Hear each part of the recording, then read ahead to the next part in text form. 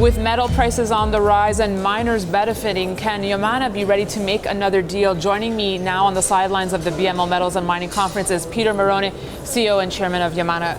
Thank you so much for joining us. I'm happy to finally have you on the show. Welcome. Daniela, I'm happy to be here. I wish I'd been here years before. We had discovered each other sooner, but it's never too late. It's never too late. And let's talk about Yamana. 2016, a big focus on debt reduction with the sale of the Mercedes mine and the Brio Gold spinoff. What's the focus now for 2017? Execution. Our objective in 2017 is execution on two, perhaps three fronts. The first is we've got 6 producing mines, continue to deliver on our production plans for those mines and on our costs. Better production than what we've guided, lower cost than what we've guided. Second part to it is we've got an impressive, one of the higher grade gold silver mines, certainly in the Americas, that we're in development. It's the last year of construction of that mine. That's Cerro Moro. Okay. We want to complete that to mechanical completion by the end of the year, start operations in early 2018. What's significant, Daniela, about that is that it's truly a step change type operation. It's tiny, 1,000 tons per day, 130,000 ounces of production from that, and more than 9 million ounces of silver production coming from that. But more importantly than the production is the costs. Below $600 all-in cost for gold and below $9 for silver. So big margins and improves our overall costs very significantly. So how do you find that balance though? What's like kind of the secret sauce there of, continued growth but keeping costs low? Well, in this particular case, and it's a mix and match of different things that we've been doing for the last couple of years, 2017 is pivotal for how it all comes together. In the case of Cerro Moro, it's about grade. In the case of some of our other operations, it's about improvements to grade. That's important. Canadian Malartic is going to see an improvement to grade. Jacobina will see an improvement to grade and efficiencies in how we're mining that operation. We'll see operational improvements mostly coming from grade at several of our operations. Clearly the most significant is Cerro Moro because of its very robust grade. We're talking about a grade of 11 grams for gold and more than 600 grams per ton on the silver side.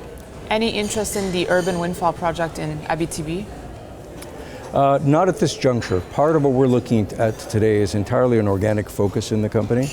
So we're very interested in focusing entirely on what we have in front of us and making sure that we manage that as effectively as possible. That includes not only on operationally, but also on what we're doing on the cost side. We're not going to go far afield to do something different than what we're doing today. Peter, let's talk about gold prices now. What's your sentiment on where the price is headed? Well, I'm bullish. I've been bullish since 2003. It's always very difficult to predict where gold price will be. There's a certain emotion to gold price, maybe a magic to it. It doesn't lend itself to a slide rule where you can say based on the following factors of supply and demand, for example, that it's going to go to the following price within the following period of time. But this company was formed in 2003. I founded this company because I had a thesis. The thesis was we're in a strong metals market and we're going to be in that metals market for quite some time. That thesis hasn't changed. In 2003, gold price was roughly $300, maybe a little over than $300 per ounce. And even those who were experienced in the gold sectors were saying things like, well, it's not going to go higher than $450 per ounce. And look where we've seen it go from there. I believe the gold price stabilizes this year and into the next perhaps several years, certainly this year and next year. I think that as it creates a new foundation, a new platform, it's a springboard for further improvements. And I believe that what influences gold price are all the things that, it's more history than it is economics. Supply and demand clearly are important factors to it, but a lot of it is also what goes to that emotional side as well. It's an insurance policy, geopolitical unrest, socioeconomic unrest. These are things that will have a positive influence on gold price, and it should, because gold is there as an insurance policy. And so I'm not that fussed about what's happening with the Fed fund rate. I'm not that fussed about the US dollar, because I think longer term, and by longer term we're not talking about 5 years, it's several years, I think that we will be looking back and saying, wow, why were we worried about gold price at $12.50 per ounce? Because it'll be a lot higher. Some would also argue it's also the lack of exploration, lack of new projects that are supporting gold prices. Would you agree with that? I would agree with that. I think that in the absence of replenishing number of ounces of production, depleting production, that goes to that. Supply and demand still does have some impact. And so if demand is going up and supply is decreasing, then I think that we should be seeing that as a positive contributor to improving gold price. Peter, finally, what about the health of the mining space as a whole? At what cycle do you think we're at right now? I think that we're in a very good spot. I think that Yamana's in an excellent spot.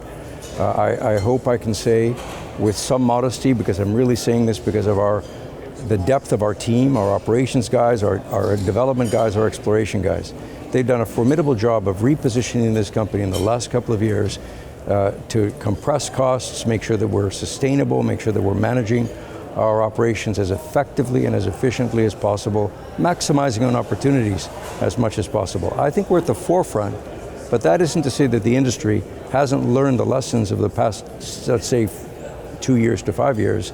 And so the industry has improved, we've improved with it, and I think 2017 is a year in which we demonstrate that while the overall industry has improved, we're at the forefront, the leader of the pack, on showing those improvements. Peter Marrone, continued success. Happy to meet you. Thank you for taking time. Good to meet you as well. With me today.